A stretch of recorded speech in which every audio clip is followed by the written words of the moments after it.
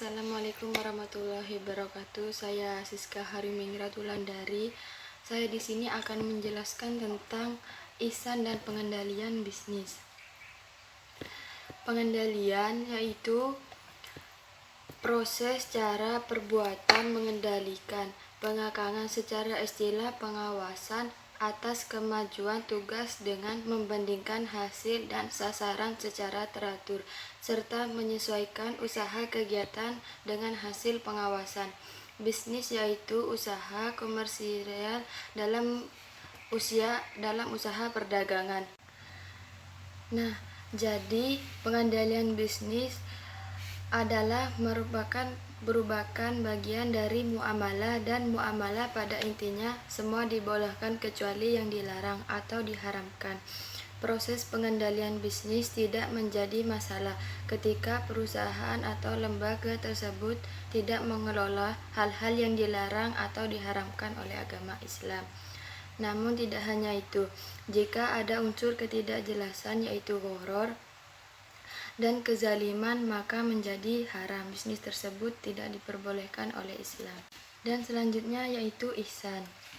Ihsan yaitu kesempurnaan atau keterbaik, yaitu seseorang yang menyembah Allah seolah-olah ia melihatnya, dan jika ia tidak mampu membayangkan melihatnya, maka orang tersebut membayangkan bahwa sesungguhnya Allah melihat perbuatannya, yaitu orang yang lurus akidahnya dan bersih jiwanya, selalu merasakan adanya muraqabatullah, pengawasan dari Allah, kapanpun dan dimanapun. Ia merasa melihat dalam penglihatannya dan pendengarannya dan penilaian lainnya. Dalam waktu yang sama, ia merasakan betapa Allah selalu berbuat baik kepadanya. Sebagai seorang mukmin, jika mempunyai perilaku ihsan, maka ia akan melakukan kerja itu dengan mengharapkan upah yang lebih besar dari Allah. Upah dari manusia yang memberinya order tidak seberapa bila dibandingkan dengan upah yang Allah berikan kepadanya, baik berupa keberkahan di dunia maupun pahala di akhirat. Untuk mencapai jiwa sebagai seorang ihsan dan untuk mengendalikan bisnis dengan baik, ada 5 tahap untuk pencapaian tersebut. Yang pertama yaitu bernama intention, yaitu niat. Rasulullah pernah bersabda, sesungguhnya setiap amal perbuatan tergantung niat, dan setiap urusan tergantung pada apa yang telah ia diniatkan. Hadis riwayat oleh Bukhari Muslim. Jadi dalam aplikasi ini, dalam bisnis dan seluruh yang terlibat juga mengucapkan niat berinvestasi karena Allah, mengelola usaha karena Allah, bekerja profesional karena Allah, dan memberikan analisa dan memberikan masukan untuk konsultan karena Allah. Lalu yang kedua yaitu bernama honesty, yaitu sidik. Kita harus berperilaku jujur, dan apabila orang profesional akan berbuat terbaik sesuai dengan kemampuan dan keahlian untuk saling menolong dan secara bersama-sama menghambakan diri kepada Allah. Hal ini saling menjaga untuk tidak berbuat zalim dan maksiat kepada Allah, dan saling dalam bentuk ucapan maupun tindakannya. Dari intensi niat itu kemudian membentuk cara pikir dan perilaku yang terlibat dalam bisnis dengan karakter honesty, sidik. Seorang investor tidak akan melakukan kecurangan, penzaliman ketika berinvestasi menggunakan riba, karena hal itu dilarang oleh Allah. Sedangkan bagi seorang pengusaha, ia akan mengelola investasinya dengan cara yang halal dan baik, tidak mengurangi standar kualitas, tidak memeras keringat profesional, dan tidak membawa mereka untuk melakukan bisnis yang menzalimi. Dengan kejujuran ini menjadikan berkah sistem antara pelaku pelaku bisnis dengan pihak yang terlibat langsung maupun tidak langsung. Hal ini telah diteladankan oleh Nabi Muhammad sebagai seorang pebisnis multinasional. Nah, yang ketiga yaitu sharing atau berbagi, yaitu membagikan keuntungan bisnisnya, berbagi ilmu bisnisnya dengan pengembangan karyawannya. Lalu di luar itu juga melakukan sharing keuntungannya dengan mengeluarkan zakat, pajak sebagai bentuk berbagi dengan yang tidak mampu dan negaranya di mana bisnisnya itu berjalan. Nah, aplikasi sharing ini dicontohkan oleh Bank Muamalah dan beberapa entitas bisnis muslim lainnya. Dan yang selanjutnya yaitu yang keempat, achievement, yaitu pencapaian. Nah, dalam pencapaian ini, aplikasi ini diturunkan dalam berbagai bentuk prestasi bersama dalam diri sendiri. Nah, bisnis yang dijalankan yaitu wujud pencapaian ketakwaan kepada Allah. Hal ini ditunjukkan oleh Abdurrahman bin Auf, lalu Utsman bin Affan, Umar bin Khattab, Abu Bakar As-Siddiq. Nah, pada konteks manajemen bisnis ini, setiap orang berlomba-lomba dalam pencapaian kebaikan dan memberikan yang terbaik bagi Allah dan agama Islam. Seorang investor memberikan investasi terbaik bagi pengusaha, dan seorang pengusaha memberikan yang terbaik untuk investornya, profesional, konsumen, dan lainnya dengan melakukan pencapaian demi pencapaian kinerja bersama. Nah, hal ini perwujudan amal soleh secara pribadi dan kolektif dari orang-orang yang terlibat dalam usaha. Tidak ada proses saling merusak satu sama lain. Nah, hal ini terjemahan perilaku dalam bisnis, pengendalian bisnis. Lalu yang kelima yaitu bernama norma akhlak. Nah, dalam kita sebagai seorang pebisnis tidak hanya mengeruk kekayaan alam tanpa melakukan perbaikan atas kerusakan yang telah kita lakukan. Sebagai seorang pebisnis yang mempunyai akhlak, kita tidak boleh merusak ekosistem hayati, mencemari sungai, udara dari aktivitas yang bisnis kita lakukan.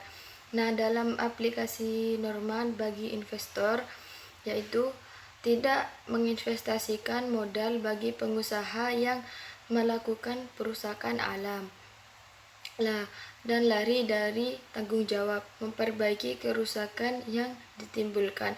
Dalam bisnis ini kita harus mempunyai akhlak, yaitu tidak menahan hak pekerja, tidak melakukan penipuan. Sedangkan bagi profesional yang bekerja, tidak melakukan kecurangan dan menyia-nyiakan kepercayaan yang telah diberikan untuk menjalankan bisnis. Dan norma ini memang sangat penting dalam berbisnis. Hal ini terlihat dari pengembangan Islam lewat bisnis yang sampai ke Indonesia ini. Nah, dari pendekatan ihsan ini dalam aplikasi manajemen bisnis, maka secara bersama-sama seorang muslim selalu saling menguatkan untuk mencapai derajat ketakwaan, saling bersinergi, tolong-menolong secara bersama-sama, menjadikan Islam rahmat bagi seluruh alam. Karena siapapun yang terlibat dalam bisnis Islam bersama-sama berniat dan berbuat baik dalam kerangka keimanan dan amal soleh, menjadikan sebuah totalitas beribadah kepada Allah dan bukan lainnya. Jadi kesimpulannya yaitu ihsan adalah Assalamualaikum warahmatullahi wabarakatuh. Perkenalkan, nama saya Thalita Rahmadiar, NIM 119. Di sini saya akan menjelaskan tentang pengendalian bisnis. Pengendalian bisnis merupakan suatu sistematis manajemen untuk mencapai suatu tujuan. Dalam mencapai suatu tujuan itu terdapat proses yang dipengaruhi oleh aktivitas Dewan Komisaris, manajemen, maupun pegawai yang didesain untuk memberikan keyakinan yang wajar terhadap pencapaian 3 golongan tujuan, yaitu yang pertama, keandalan pelaporan keuangan, lalu yang kedua, efektivitas dan efisien operasi, dan yang ketiga yaitu kepatuhan terhadap hukum dan peraturan yang berlaku. Menurut MC Laut dan George, yang diterjemahkan oleh Ali Akbar dan Afia Fitriani, pengandalian intern dibedakan dari beberapa sudut pandang. Yang pertama yaitu preventive control, yaitu pengendalian intern yang dirancang dengan maksud untuk mengurangi kemungkinan terjadi kesalahan atau penyalahgunaan. Lalu yang kedua yaitu detection control, adalah pengendalian yang didesain dengan tujuan agar apabila data yang direkam atau dikonversi dari media sumber untuk ditransfer ke sistem komputer, dideteksi bila terjadi kesalahan. Lalu yang ketiga yaitu corrective control, ialah pengendalian yang sifatnya jika terdapat data yang sebenarnya error tetapi tidak terjadi oleh detection control, atau data yang error yang terjadi oleh program validasi, harus ada prosedur yang jelas tentang bagaimana melakukan pembetulan terhadap data yang salah, dengan maksud untuk mengurangi kemungkinan kerugian kalau kesalahan atau penyalahgunaan tersebut sudah benar-benar terjadi. Pun sistem pengendalian manajemen menurut Sugiarto mempunyai unsur-unsur sebagai berikut. Yang pertama yaitu detektor atau sensor, yang kedua yaitu selektor atau penilai, yang ketiga adalah efektor atau pengubah, dan yang keempat adalah jaringan komunikasi. Di sini saya akan menjelaskan tabel yang ada di PPT. Yang pertama yaitu proses berawal ketika detektor mencari informasi tentang aktivitas. Detektor ini biasanya berupa sistem informasi baik formal maupun informal kepada pimpinan mengenai apa saja yang terjadi dalam aktivitas. Yang kedua yaitu setelah informasi diperoleh, aktivitas yang terekam di dalamnya dibandingkan dengan standar atau patokan berupa kriteria mengenai apa yang seharusnya dilaksanakan dan seberapa jauh diperlukan pembenaran. Lalu yang ketiga yaitu proses perbaikan dilaksanakan oleh efektor sehingga penyimpanan diubah agar kegiatan kembali mengikuti kriteria yang telah ditetapkan.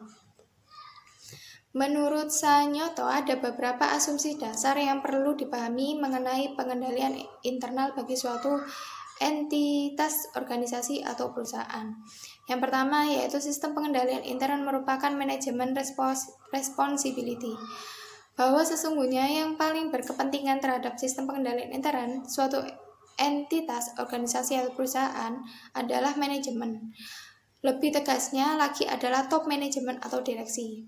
Karena sistem pengendalian intern yang baik itulah top manajemen dapat mengharapkan kebijakan yang dipatuhi, baik aset atau harta perusahaan dilindungi dan penyelenggaraan pencatatan berjalan dengan baik.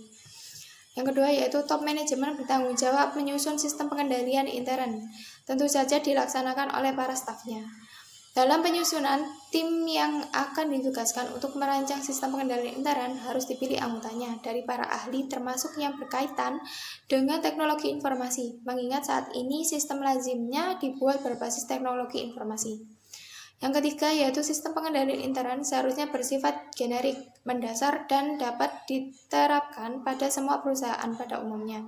Tidak boleh jika hanya berlaku untuk satu perusahaan saja, melainkan harus ada hal-hal yang bersifat dasar dan berlaku umum. Yang keempat yaitu sifat sistem pengendalian intern adalah reasonable assurance adalah tingkat rancangan yang kita desain adalah yang paling optimal. Lalu yang kelima adalah sistem pengendalian intern mempunyai keterbatasan constraint. Dan yang keenam adalah sistem pengendalian intern harus selalu dan terus-menerus dievaluasi, diperbaiki, disesuaikan dan perkembangan kondisi dan teknologi. Menurut Alvin, terdapat 4 konsep dasar yang mendasari atas struktur pengendalian intern dan penetapan risiko pengendalian, diantaranya yang pertama tanggung jawab manajemen. manajemen dan bukan auditor yang harus menyusun dan memonitoring struktur pengendalian internnya. Konsep ini sesuai dengan ketentuan yang menyatakan bahwa manajemen dan bukan auditor yang bertanggung jawab dalam menyusun laporan keuangan sesuai dengan prinsip akuntansi yang berlaku. Yang kedua yaitu kepastian. Yang wajar suatu perusahaan harus mengusahakan struktur pengendalian intern yang memberikan kepastian yang wajar, tetapi bukan mutlak bahwa laporan keuangan telah disajikan dengan wajar. Lalu yang ketiga yaitu keterbatasan yang melekat. Struktur pengendalian intern tidak dapat dianggap sepenuhnya efektif meskipun telah dirancang dan disusun dengan sebaik-baiknya. Lalu yang keempat yaitu metode pengolahan data. Konsep pengendalian intern berlaku sama dengan sistem maupun manual komputerisasi. Lalu tujuan pengendalian intern menurut KOSO, Committee of Sponsoring Organization dalam Moller adalah di sini saya akan menjelaskan apa maksud dari yang ada di PPT karena itu berbahasa Inggris. Jadi saya langsung ke tujuannya aja. Tujuan pertama dirancang pengendalian intern dari segi pandang manajemen ialah untuk dapat diperoleh data yang tepat dan dipercaya, yaitu data yang lengkap, akurat, unik, dan reasonable. Dan kesalahan-kesalahan data dideteksi. Tujuan berikutnya yaitu dipatuhinya kebijakan akuntansi yang akan dicapai jika diolah tepat waktu. Penilaian, klasifikasi, dan pisah batas waktu. Transaksi akuntansi yang tepat. Tujuan selanjutnya ialah pengamatan aset, yaitu dengan adanya otoritasi distribusi output, data valid, dan diolah serta disimpan secara aman. Tujuan dirancangnya sistem pengendalian intern dari cara pandang terkini yang sudah mencakup lingkungan yang lebih luas, pada hakikatnya adalah untuk melindungi harta yang ada di perusahaan, mendorong kecermatan dan kehandalan data dan pelaporan akuntansi, meningkatkan efektivitas dan efisien usaha, serta mendorong ditaatinya kebijakan manajemen yang telah digariskan dan aturan-aturan yang ada. Sekian penjelasan dari saya, mohon jika ada salah kata mohon dimaafkan karena saya banyak kurangnya juga. Sekian, terima kasih. Ini saya akan menjelaskan tentang konsep pengendalian internal menurut KOSO. KOSO merupakan suatu komite yang diorganisir oleh 5 organisasi profesi di Amerika, yaitu IIA, AICPA, IMA, VI, dan AAA pada bulan Oktober 1987, menghasilkan kajian yang dinamakan KOSO Framework of Internal Control. Terdapat 5 komponen pengendalian internal menurut KOSO, yaitu lingkungan pengendalian, penentuan risiko, aktivitas pengendalian, informasi komunikasi, serta pengawasan dan pemantauan. Lingkungan pengendalian. Komponen ini meliputi sikap manajemen di semua tingkatan terhadap operasi secara umum dan konsep pengendalian secara khusus. Hal ini mencakup etika, kompetensi, serta integritas dan kepentingan terhadap kesejahteraan organisasi, juga tercakup struktur organisasi serta kebijakan dan filosofi manajemen. Yang kedua yaitu penentuan risiko. Penentuan risiko merupakan hal yang penting bagi manajemen. Penentuan risiko di semua aspek organisasi dan penentuan kekuatan organisasi melalui evaluasi risiko. Yang ketiga yaitu aktivitas pengendalian. Komponen ini mencakup aktivitas-aktivitas yang dulunya dikaitkan dengan konsep pengendalian internal. Aktivitas ini meliputi persetujuan, tanggung jawab dan kewenangan, pemisahan tugas, pendokumentasian, rekonsiliasi, karyawan kompeten dan jujur, pemeriksaan internal, dan audit internal. Yang keempat yaitu informasi dan komunikasi.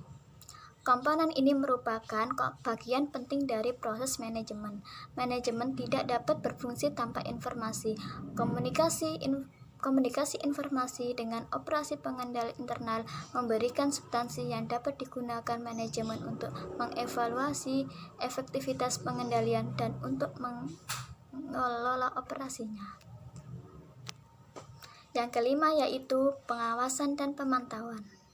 Pengawasan dan pemantauan merupakan evaluasi rasional yang dinamis akan informasi yang diberikan pada komunikasi informasi untuk tujuan manajemen pengendalian. Sekian, terima kasih.